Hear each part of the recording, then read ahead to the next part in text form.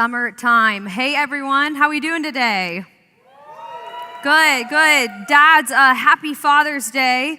I'm so glad that you guys are here. I'm surprised you're here. I'm surprised you're not at a golf course quite yet, right? But thanks for being here today. We're so glad you joined us. My name is Carmen, and I, a few times a year, get the privilege to do this and to speak with you. So it's an honor that I get to do this. Thanks for listening and for being here today. I was getting my nails done the other day, like any classic girl, and the nail person said to me, she said, yeah, you know, time flies. And I thought, yeah, you're right. Summer's going by really fast, right? It's already mid-June. And as I have gotten older, I've learned what this meant. When I was younger and a kid, I would hear people say time flies, and I always thought, I don't know what that means, right? Like time when you're a kid seems to be an eternity.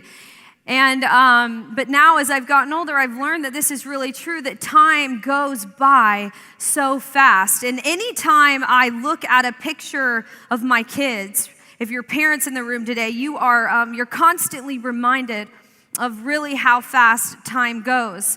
Our littlest one is Mac right there. I feel like it was seriously just yesterday that I was waddling around this place like as big as a whale. I mean, I was huge. Mac was 10 pounds. And I showed every ounce of that 10 pounds. Lyndon is our 3-year-old, and then I have Scarlett, and I'm already emotionally prepping myself for sending her off to kindergarten in just 2 months. I feel like I'm a kid with a kid. And as I look at my kids, I think to myself, man, time really flies. And as I've realized how fast time goes, I've taken note to how we, myself included, how we kind of treat and view time in our culture. And what I have realized, and you would probably agree with this, is that we rush time all the time. We really do. We rush time all the time. And we have all these things we want to accomplish, right? We have hopes and we have dreams of, what we can do or what we should do. And we have a pursuit of kind of getting somewhere in life. And the time it takes to get there, if we're being honest, it's just somewhat annoying. It really is. And our goal is fast. It's for something to happen in our lives and for it to kind of happen fast. And we tend to view the time it takes to get there as a nuisance. Have you ever thought about this? Look around our world. It doesn't take much, okay? We have any workout fitness program, they promise faster results than ever before. Have you noticed this? There's diets promising shedding of pounds in just short weeks. We at times are constantly looking ahead, right, for that next stage or that next phase in life. And we have this goal of getting faster and accomplishing things really fast. And what I found is we get really frustrated when things take a long time to produce results. I am frustrated right now, bless his heart, it's Father's Day, with my husband who's just taken way longer than I thought was possible to put together our kids' swing set. And anytime I remind him of this whole little hey, you need to be moving a little faster, he tells me to go do it myself, which is really offensive. But we live in this instantaneous culture, we really do. And we oftentimes want results and we want that end goal now. I read an article this past week about the millennial generation, which is me, and it was a little bit offensive. It was hard to read. But it said that the millennial generation is known as the entitled generation. We expect to climb the ladder overnight, to get the promotion within months, to be given a title in no time that normally would take years to acquire. We love this. We think fast, fast, fast. And our world and our culture is constantly looking ahead, constantly asking, where am I going and what's next? And I think part of this, of course, can be healthy, right? To be a forward thinker, to think of the future. But I think we've almost become dangerously obsessed with this whole idea of wanting results now and viewing time as kind of just simply this means of getting us from point A to point B. And our goal is fast because we want to get to B so bad. And this is sometimes how we see things in our lives. We're over here at A, and we want to get there at B. And this could look like a lot of different things, right? This could look like completing school. It could be simple, accomplishing a to-do list, receiving a promotion, raising and sending your kids out of the nest, right? It could look like learning a new skill or wishing for that next phase in life. And we go, well, I'm here, but I want to be there, and how do I do this the fastest? How do I reach my end goal the quickest way? And we think this way so often, and we say this, that we want results now. Give it to me now. We want the results now.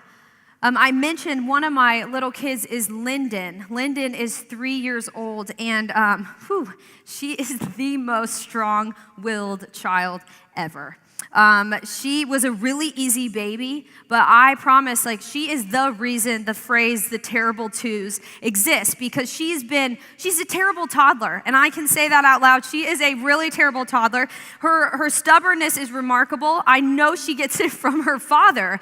And so Lyndon has been very challenging for us. Here she is. I tell her all the time, Lyndon, you are so lucky you're cute, because if you weren't, girl, you would be in trouble. But as a parent, you kind of have all these hopes and dreams of what your kids are going to accomplish, and traits you want them to have and things that they're going to do. And one very fundamental, simple one is that as a parent, you really hope and pray that someday your child will go on the flipping potty, okay? And so right now, we are knee deep in this wonderful thing, potty training. Dear Lord, Lyndon, what I found though, she didn't quite have the exact same hopes and dreams about potty training that I did. And the best parenting advice I ever received on this whole topic of potty training, someone came to me and they said, Carmen, don't rush potty training. Don't get ahead, don't try it before you think they're ready, because if you do, you'll not only drive them crazy, but you'll drive yourself crazy as well. And I'm standing up here today as living proof, you guys, that I have gone completely crazy. I have gone completely crazy over potty training, and I have wanted results so fast. And so I've learned something new about myself. I've used such swift bribery. I've used selling tactics I didn't know I had, or didn't know, and I have made up so many lies to Lyndon to try to get her to go on the potty. I told her that a diaper fairy existed who would come in at night and get her diapers. That's a lie if you didn't know. I also told her that the reason the diaper fairy needed her diapers was because a diaper fairyland existed, which had castles made of diapers, and that the diaper fairy needed her diapers to make another castle. That's a lie. And I also told her this one, which is borderline, I don't know, probably not a good parenting thing. I told her that if she wouldn't go on the potty, that she was going to have to go to the hospital and see the doctor. She's petrified of that. But I went crazy. I really did. My husband would say, well, you went crazy, but so did all of us because you were so crazy.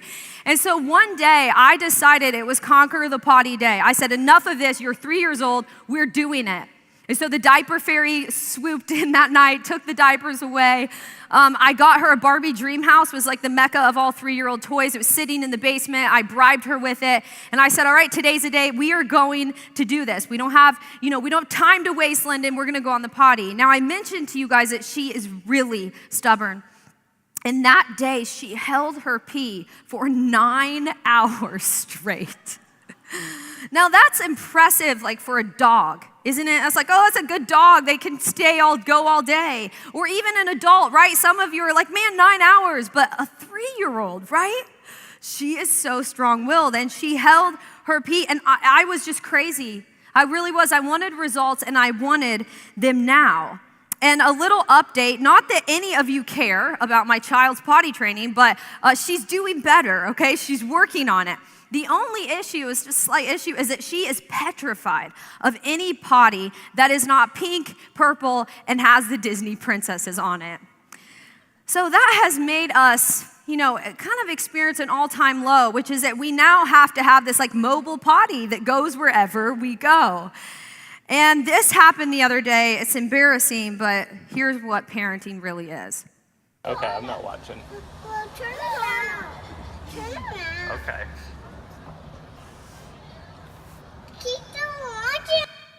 Yeah. This happened. It was all my husband's idea.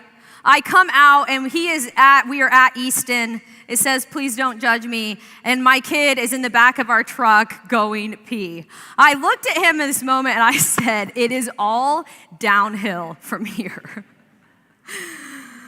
It's maybe okay when we want results, right? When it comes to potty training. But I think there's realms in our lives where this kind of result-driven way, this I'm here and I want to get there pattern of behavior and mindset can be at times missing something that I want to talk about today that I think is so important, you guys, yet we often overlook.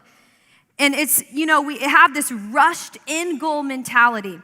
And when we do, I think we compromise so much. Have you ever known someone, maybe a boss or a coworker, who just steamrolls people in order to get something accomplished or to get from A to B? They don't care. They just go. What about someone who's become so obsessed with seeing results that they've hurt themselves, right? Maybe they hurt their bodies, they hurt a relationship. I so often, as just a mom and a wife and an employee, I get caught into this trap of being so result-driven, and I'm sure many of you have been there too. And it's this trap that we're so focused on the result. We're so focused on the end result, the promotion, the title, the next phase, the way we want to feel, the way we want to look, whatever it is. And we miss out on something that I think is just so utterly important, and that God can use in our lives in major, meaningful ways. And it's this line right here. It's this line. And we get so focused on A and B that we just kind of disregard this. And this is the in-between, right? This is the middle. This is kind of the journey. And today, I'm calling it the process. And I think that we tend to rush time away. And we get so focused on B, we get so focused on that end goal. And in the meantime, we miss the process. And here's what I want you guys to hear today. I think that God really, truly cares about the process. He really does. And we so often look at A and we look at B, and no matter what B looks like, we don't give the process the credit that it deserves. And it's oftentimes viewed as this necessary evil. But I think if we continue to view it this way, we're really missing how amazing it is and how God can use the journey that we are all in. And I believe, you can look at this and you can go, yeah, that's a good reminder. You're right. The journey, the getting there, the middle, it really does matter. But oftentimes, you guys, this is just not the way we live life. And when you think about it, God created time. God created time. He didn't have to, right? He's God, and he chose to create time. And what if he created time and he created the process as a way for us to accomplish or attain or develop certain things or characteristics or experience growth in life, things that all happen over time? And the overtime part means that there's something in between the A and B that's really, really valuable, the here and there, and it's the process. I love how Perry Noble, he's an author of a book called Not There Yet that part inspired this message. And he talks about the essence of the process and the importance of development that really happens over time in regard to our faith journeys. He writes this, he says that one day, while reading through scripture, something hit me I had never seen. Every reference to spiritual growth in the Bible is agricultural. The Bible uses a metaphor of sowing a seed, waiting, then reaping over and over. And people who read the Bible when it was written understood this concept.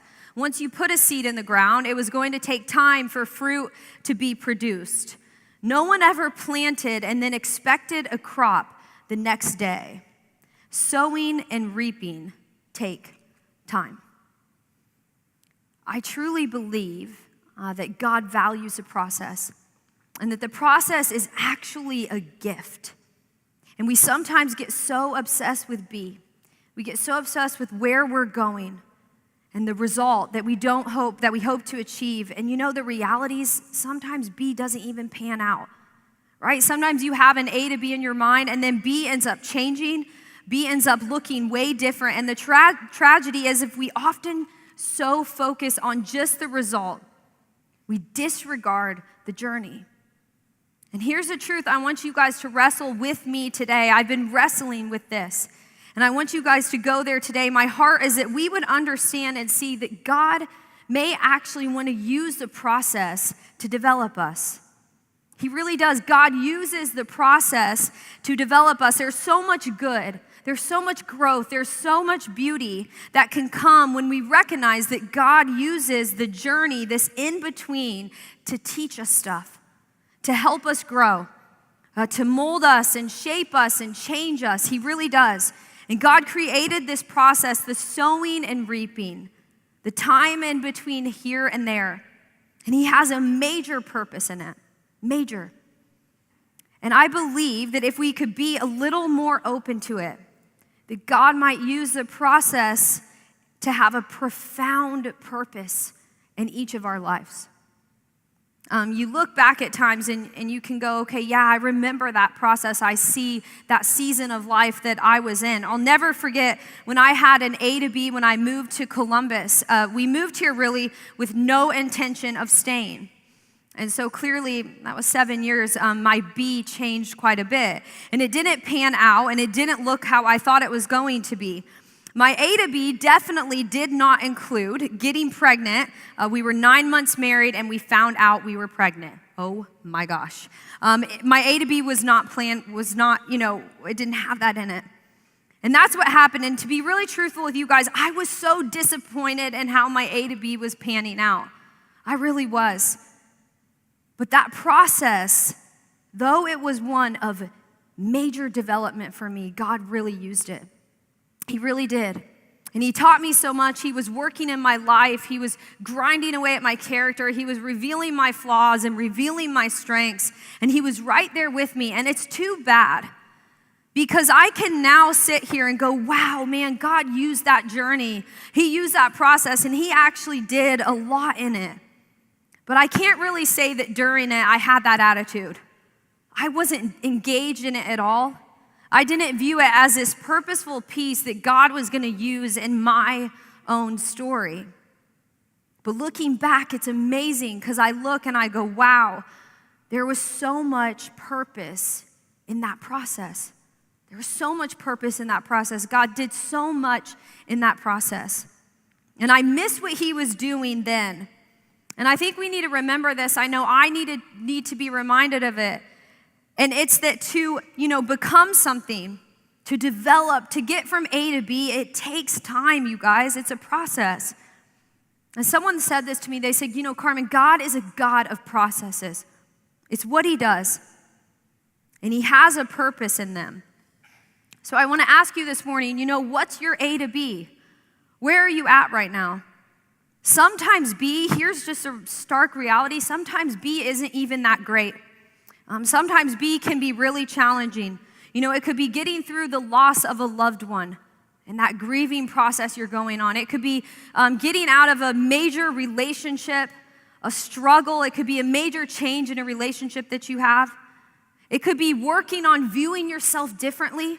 Maybe God's trying to get you to a new place of the way you view yourself, the way He does, and that's just a process that God is taking you on.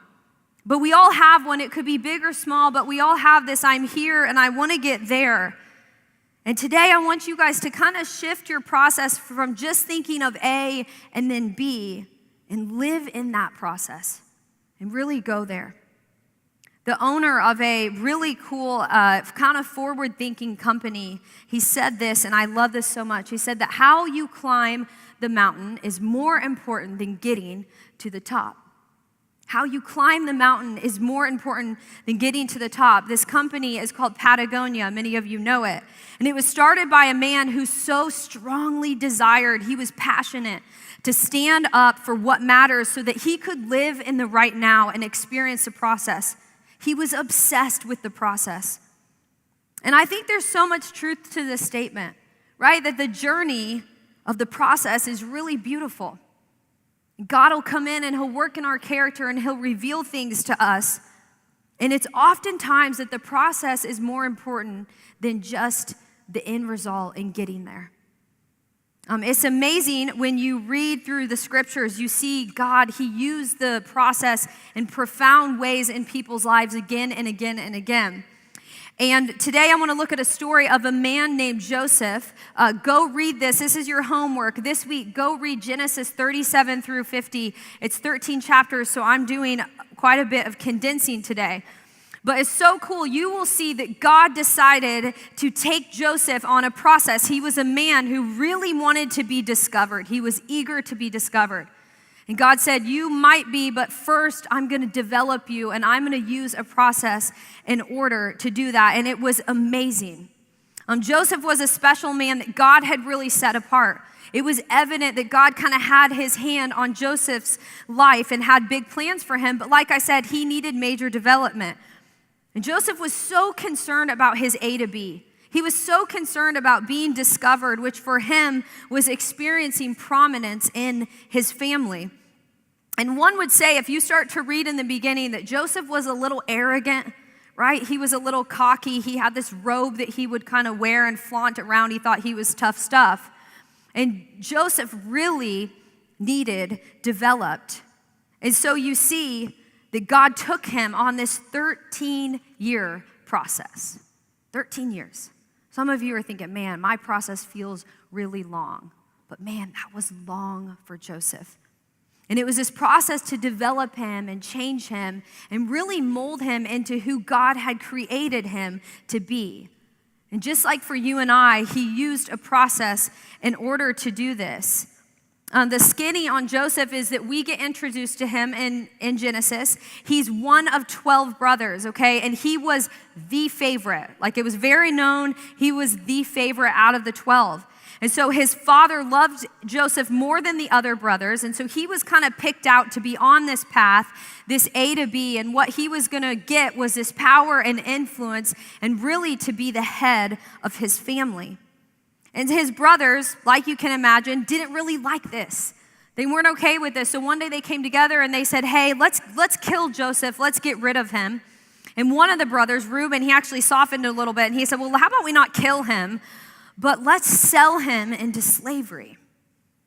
So that's what happened.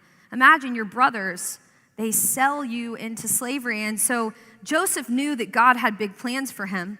And he knew he was special and that God would use him, but God had a process in order to kind of get him there. And you could say, as you read through this story, that his process was somewhat grueling. It really was, you guys.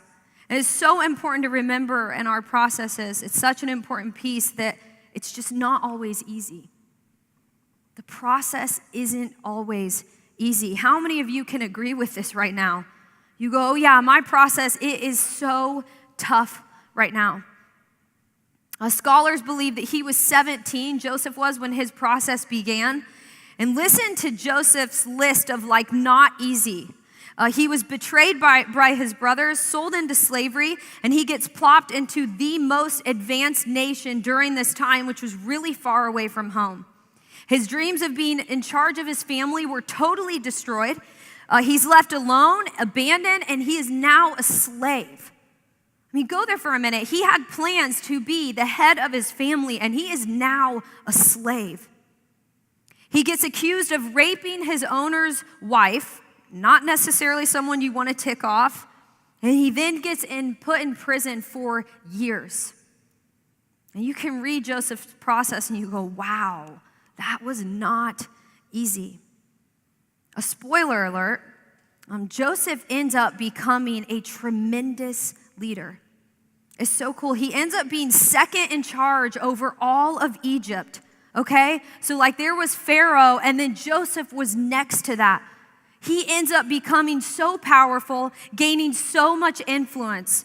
And so his A to B, it really was unbelievable. It really worked out. And then on top of that, Joseph developed a plan, a food plan. There was an unbelievable famine that literally saved the nation. And generations, it saved the nation, all because of Joseph.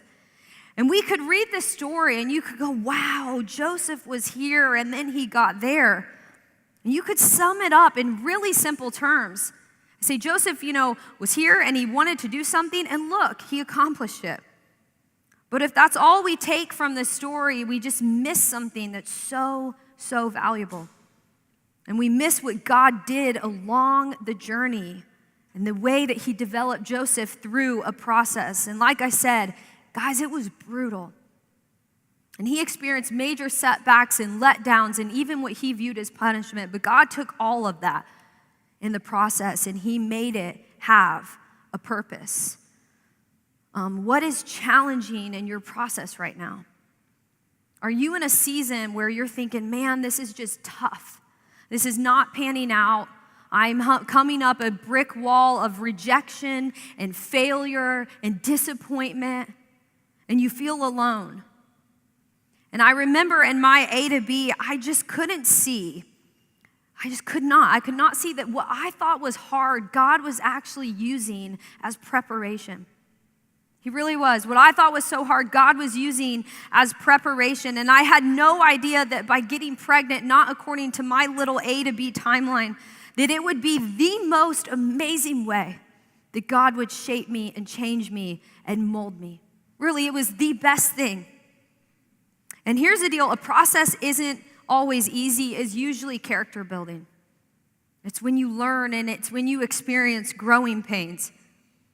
And God, he uses our process in just profound ways in our lives. And what's amazing is if we just slow down a little bit and learn to shift our mindset and notice the process, despite it not always being easy, you'll see the way that God is present in it. You really will. Because the process is not always easy, but God is present in the process. And I want you guys to hear that today. I know some of you have stories right now, you have processes you're going through, and despite how you feel, God is with you.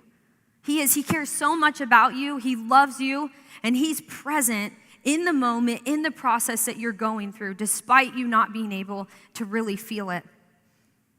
Back to Joseph, after his brothers sell him to some traders who then go to Egypt and sell him again, it says this in chapter 37, and this is so cool.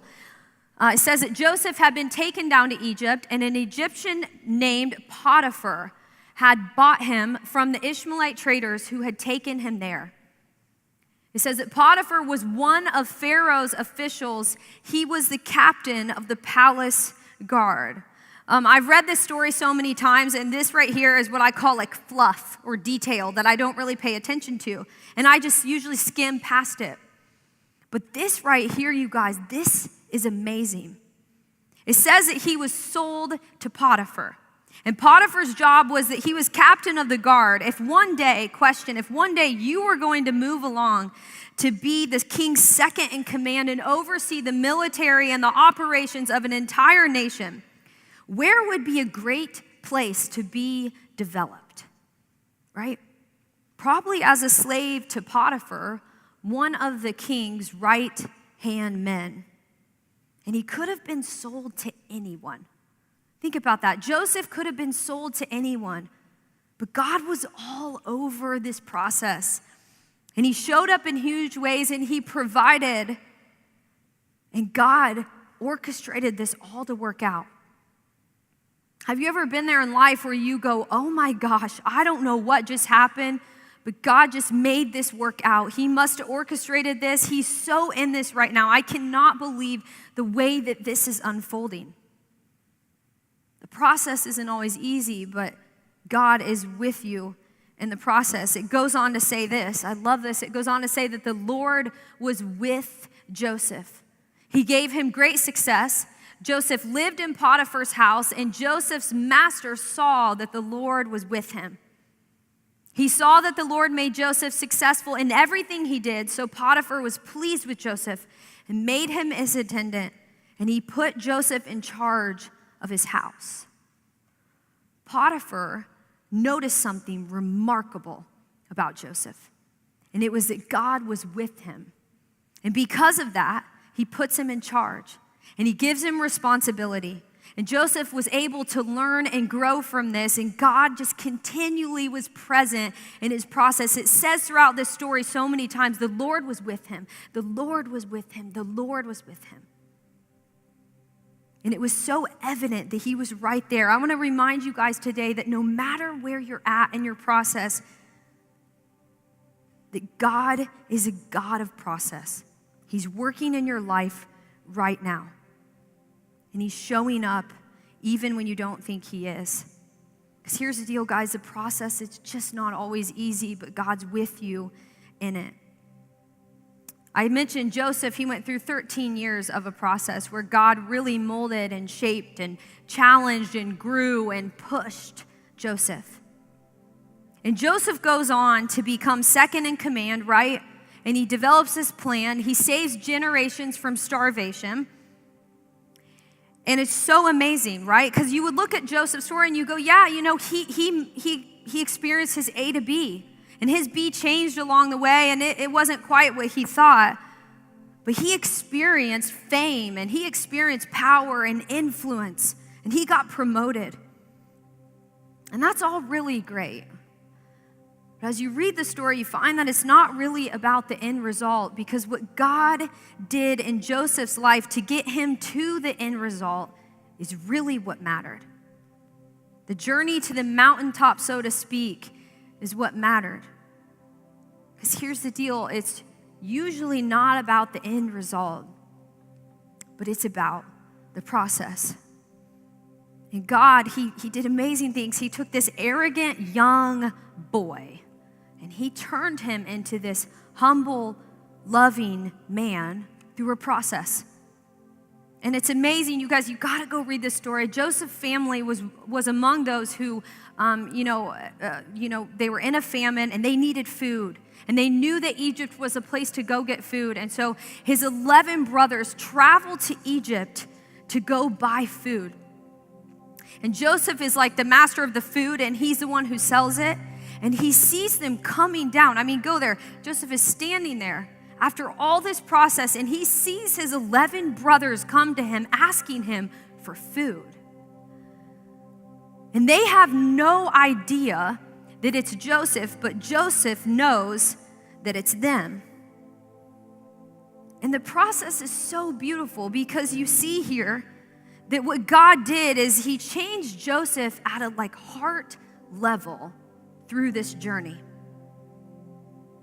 And you think maybe after what his brothers did to him and the process they kind of spun him into, that he would seek revenge. He was powerful. He could throw them into prison, right? He could kill them. He could destroy their lives. He could do anything.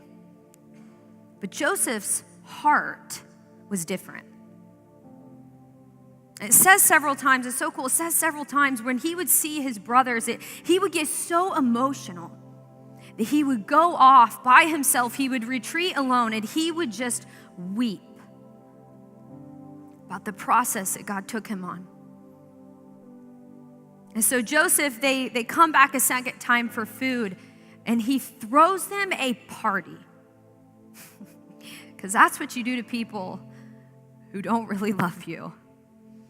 And he throws these 11 brothers this party, and he reveals to them who he is.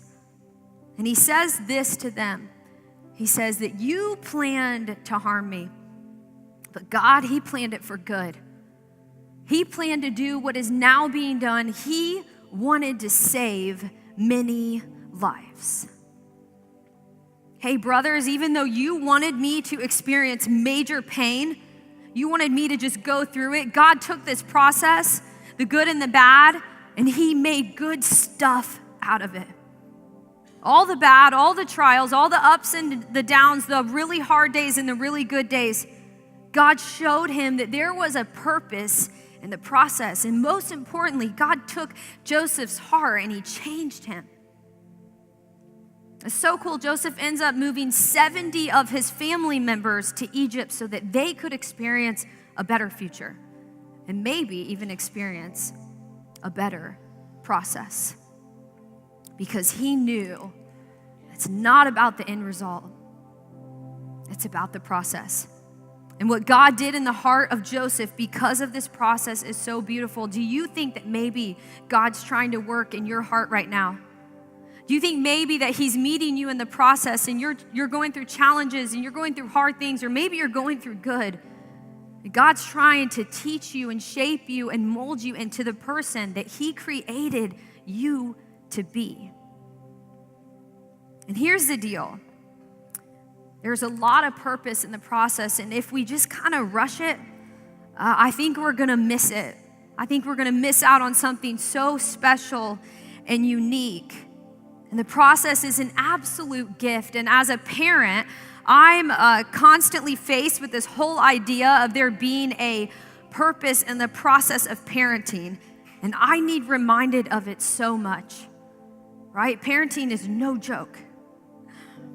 And last week, we had a 514 kids baby dedication celebration. It's a lot of Asians.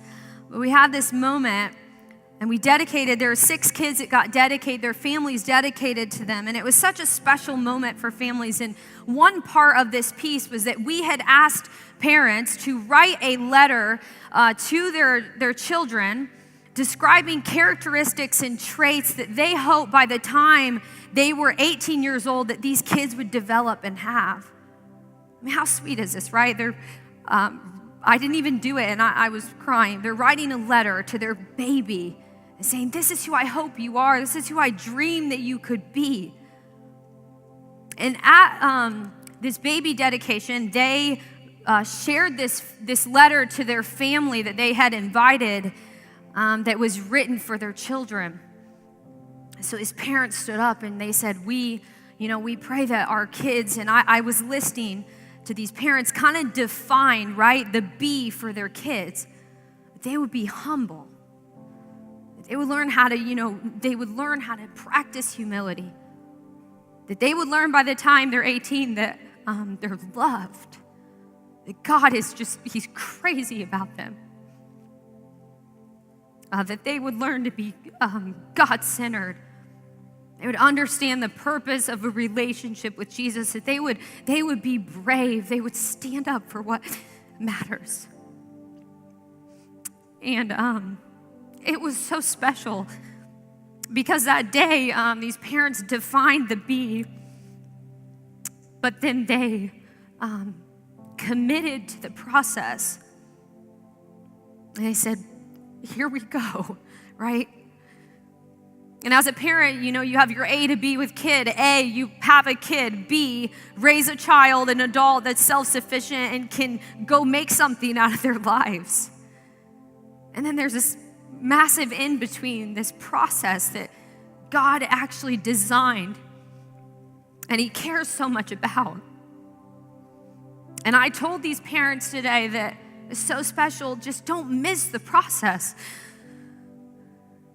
But don't miss the influence that you as a parent can have in your kids' lives. Dads today, don't miss your influence. Right, your voice, it matters so much in the life of your child. And you have time, a little bit, right? You have 18 years, and it doesn't stop there to develop and be used by God in such a profound way. And I want to say the same to you guys today. Don't miss the process.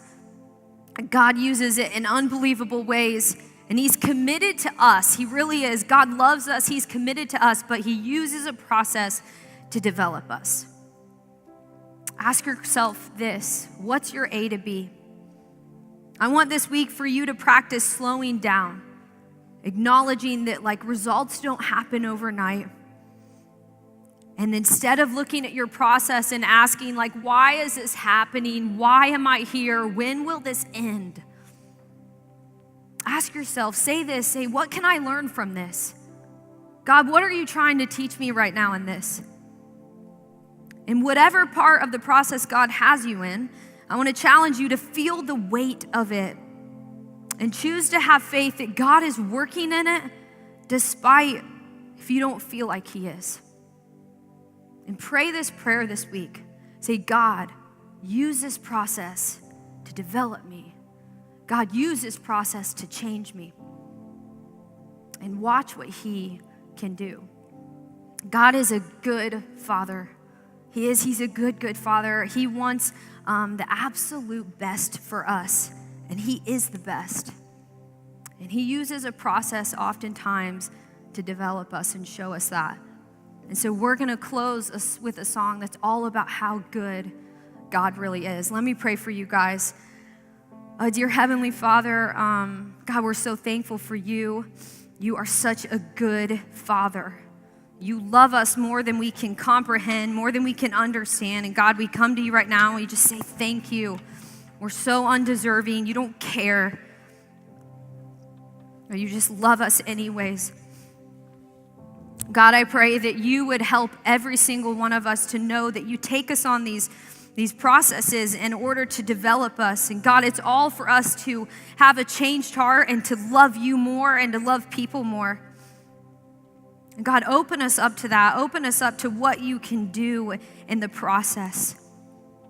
And right now, God, I want you to remind this room, remind me that you are here, that you meet us in the process, that you care so much about where we're at and what we're going through. And you care, you want to see us through. And you want to be there along the journey. God, we're so thankful for that. We love you today. We praise you today. Thank you for being the best Father ever. It's in your Son's name, his precious name, that we pray. Amen. You guys can